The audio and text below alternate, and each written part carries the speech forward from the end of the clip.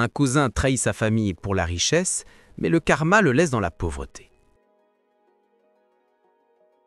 Tout commence par un souffle, un pressentiment. Dans la pénombre d'une maison modeste, une famille vivait unie, partageant leurs repas, leurs rires et leurs rêves. Mais au cœur de cette harmonie se dissimulait un être rongé par le désir. Le cousin, jeune, vif d'esprit mais tourmenté par une obsession grandissante, observait les siens avec un mélange d'envie et de rancune. À ses yeux, l'amour et la solidarité n'étaient rien comparé à la gloire de la fortune. Ce fut là que l'ombre de l'avidité s'installa silencieusement. Personne ne se doutait encore que les liens les plus sacrés allaient être brisés par un seul geste de trahison. La famille en question avait bâti sa vie sur l'entraide et la loyauté. Le père, un homme de principe, avait transmis à ses enfants le respect du travail honnête. La mère, douce et généreuse, savait transformer la pauvreté en abondance par sa sagesse et son cœur. Quant au cousin, il fut accueilli comme un fils, bénéficiant de la même affection que les autres. Mais au lieu de gratitude, il nourrissait une colère muette. Les réussites modestes de ses proches l'irritaient, et chaque sourire qu'il voyait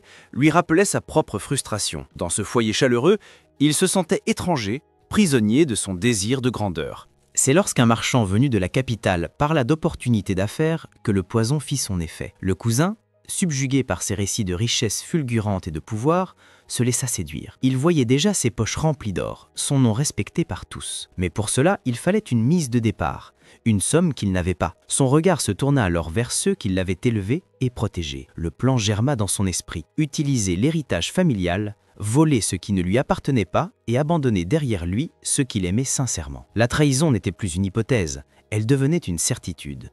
Pour parvenir à ses fins, il dut maquiller son avidité en mensonge. Il promit qu'il investirait pour le bien de la famille, qu'il rapporterait des bénéfices suffisants pour les sortir de la pauvreté. Sa voix persuasive, son regard assuré, parvinrent à briser la méfiance naturelle de ses proches. La famille, confiante et naïve, céda ses économies, croyant participer à un avenir commun. Mais derrière ces mots, le cousin n'avait qu'un seul objectif: tout garder pour lui. Ses promesses étaient creuses, ses sourires hypocrites. Le piège était en place, et la trahison, prête à se concrétiser. Au début, tout sembla fonctionner. Le cousin, vêtu de beaux habits, fréquentait des cercles prestigieux. Il dépensait sans compter, affichant une prospérité qu'il voulait éclatante. Ceux qui l'avaient autrefois ignoré le félicitaient, croyant à son ascension fulgurante. Pendant ce temps, la famille restait dans son village, espérant les fruits de son investissement. Il ne voyait que rarement le cousin, mais lorsqu'il revenait, il se couvrait de belles paroles, les rassurant sur un avenir proche. L'illusion était parfaite, mais déjà, les fissures commençaient à apparaître. Car si les apparences peuvent tromper, la vérité, elle, finit toujours par se révéler.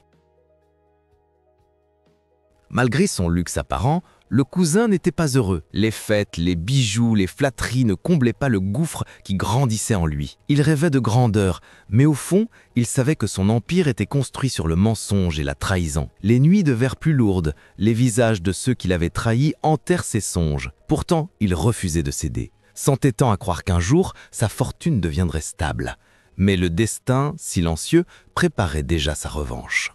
Avec le temps, la famille commença à remarquer certaines incohérences. Les lettres qu'il envoyait étaient vagues, remplies de mots pompeux mais sans détails concrets. Lorsqu'on lui demandait des preuves de ses affaires, il répondait par des promesses différées. « Encore un peu de patience, vous verrez bientôt les résultats. » Le père, homme de sagesse, sentit naître une inquiétude sourde. La mère, plus confiante, refusait de croire qu'un enfant qu'elle avait nourri puisse mentir. Les frères et sœurs discutaient entre eux, partagés entre la loyauté et le soupçon. Mais aucun n'osait accuser ouvertement le cousin. L'amour aveuglait encore leur jugement, et l'idée même d'une trahison leur paraissait insupportable. Pourtant, dans le silence des nuits, chacun sentait que quelque chose n'allait pas.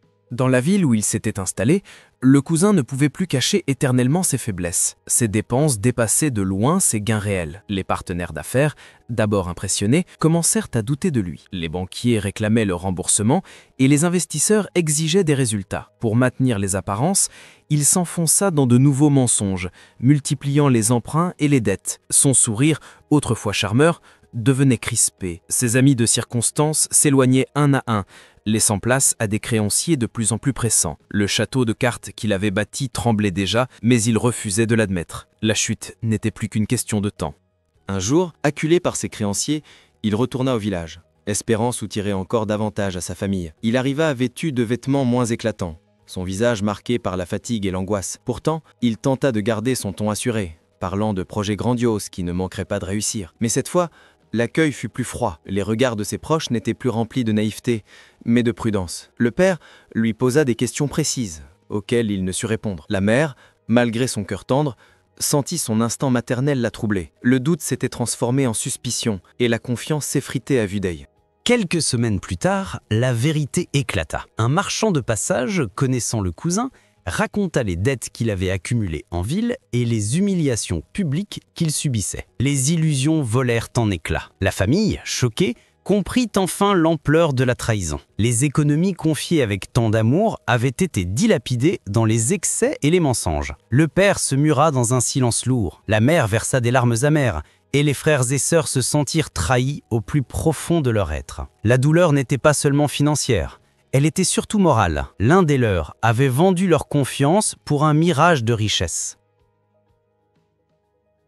Dès lors, le cousin fut rejeté par tous. Ses anciens amis de la ville l'avaient abandonné, et désormais même sa famille détournait le regard. Personne ne voulait plus écouter ses justifications. Dans le village, il devenait l'objet de murmures, symbole de l'ingratitude et de l'avidité. Chaque sourire qu'il croisait n'était plus qu'un ricanement moqueur. Chaque regard, un reproche silencieux. Il tenta de regagner la confiance des siens, mais le mal était trop profond. Sa place au foyer était perdue, et avec elle, le seul refuge qui lui restait. L'homme qui rêvait de richesses infinies n'avait plus rien. Ni fortune, ni amour, ni respect. Il ne lui restait que sa solitude et le poids écrasant de ses choix. La solitude n'était que le premier coup du destin. Bientôt, les dettes accumulées revinrent frapper à sa porte. Les créanciers, qui autrefois le flattaient, n'avaient plus de patience. Chaque jour, il recevait des menaces, des avertissements, des visites pressantes. Les sommes exigées étaient bien au-delà de ce qu'il pouvait payer. Sa maison de ville fut saisie, ses biens vendus aux enchères. Même les vêtements luxueux dont il s'enorgueillissait furent arrachés à son dos par des huissiers impitoyables. En quelques semaines, il perdit tout ce qu'il croyait posséder. Lui, qui voulait dominer par l'or, se retrouva nu et impuissant devant la cruauté de ses erreurs. Ses nuits étaient désormais rythmées par la peur et ses journées par la honte. La nouvelle de sa ruine s'étendit rapidement, atteignant même les villages voisins. Les gens racontaient son histoire comme un avertissement, un exemple de la folie de l'avidité. Dans les tavernes, son nom devenait synonyme de trahison et de chute. Même les enfants se moquaient de lui lorsqu'il passait dans les rues, l'appelant le cousin cupide. Chaque humiliation publique le rongeait davantage, le plongeant dans une amertume sans fin. Plus personne ne voulait traiter avec lui, et il n'était plus invité nulle part. Lui qui avait rêvé d'admiration et de respect se retrouvait objet de mépris. La gloire tant convoitée s'était changée en disgrâce, et cette fois, il ne pouvait accuser personne d'autre que lui-même. Avec la perte de ses biens et le rejet de la communauté, il sombra dans une pauvreté qu'il n'avait jamais connue. Lui qui autrefois méprisait les efforts modestes de sa famille, devait maintenant mendier pour survivre. Les nuits passées à l'extérieur, dans le froid, lui rappelaient la chaleur qu'il avait trahie. Chaque morceau de pain qu'on lui jetait avait le goût amer de l'humiliation. Il se rendait compte, trop tard, que la fortune qu'il avait poursuivie l'avait conduit à une misère pire que celle qu'il avait fui. Ses habits étaient en lambeaux, son visage marqué par la fatigue, et ses mains, autrefois avides, tremblait désormais de faim. Le destin lui faisait payer au centuple la trahison commise.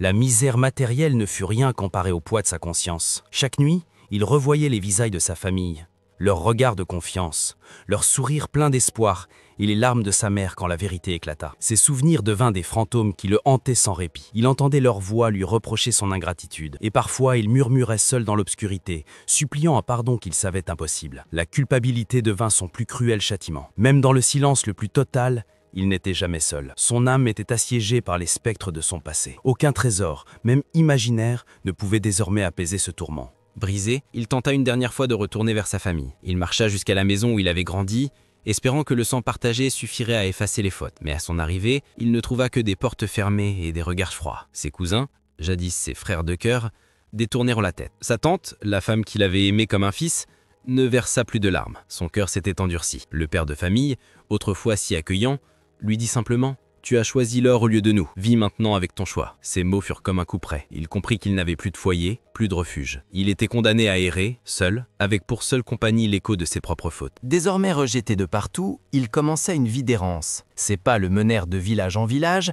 mais nulle part il ne trouvait accueil. Les gens connaissaient son histoire, car les rumeurs voyageaient plus vite que lui. On le pointait du doigt, on lui refusait l'aide, on lui tournait le dos. Il dormait dans les fossés, se nourrissait de restes abandonnés, et sa silhouette amaigrie ne ressemblait plus à l'homme fier qu'il avait été. Chaque pas était un rappel cruel de ce qu'il avait perdu. Là où il cherchait fortune, Il trouva la poussière des routes. Là où il cherchait gloire, il ne récolta que mépris. Son errance était son châtiment, une marche interminable sous le poids du vide et de la solitude. Un soir, affaibli par la faim et le froid, il se pencha au bord d'une rivière pour boire. L'eau refléta son visage, et ce qu'il y vit le terrifia. Ses traits étaient creusés, ses yeux éteints, sa peau sale et ridée prématurément. Ce n'était plus l'homme ambitieux qu'il avait rêvé d'être, mais une ombre de lui-même. En fixant ce reflet, il comprit la vérité. Ce n'était pas la pauvreté qui l'avait détruit, mais sa propre avidité. La fortune qu'il avait trahie n'était pas celle de l'or, mais celle de l'amour et de la loyauté qu'il avait piétinée. Le miroir d'eau fut comme une sentence. Il se voyait tel qu'il était vraiment, dépouillé de ses illusions, prisonnier de ses fautes. Avec le temps, le cousin comprit que son histoire n'était pas seulement la sienne, mais un avertissement pour tous. Les villages racontaient sa chute comme une parabole. Celui qui choisit l'or au lieu du cœur finit toujours dans la ruine. Il devenait, malgré lui, un symbole. Sa vie servait de leçon non pas par ses réussites, mais par son échec. Même ceux qui ne l'avaient jamais connu murmuraient son nom comme on cite une mise en garde. Le destin, cruel mais juste, l'avait transformé en exemple vivant de la loi immuable. L'avidité dévore toujours celui qui la nourrit. Et dans son errance, il ne pouvait qu'accepter ce rôle, condamné à être le témoin de sa propre tragédie. Au terme de son existence, seul et affaibli, il trouva refuge sous un vieil arbre, là où ses forces le quittèrent. Personne ne vint le pleurer, car il avait lui-même grisé les liens qui auraient pu l'entourer. Mais son histoire ne s'arrêta pas là. Elle continua de livre dans la mémoire des familles, transmise de génération en génération. Chaque parent la racontait à ses enfants comme une mise en garde. Ne choisis jamais l'or au détriment de ceux qui t'aiment. Ainsi, la trahison du cousin devint une légende, un rappel éternel que la loyauté est plus précieuse que la fortune. Et si vous avez trouvé ce récit captivant, abonnez-vous pour découvrir d'autres histoires où le destin dévoile, toujours avec justesse, les conséquences de nos choix.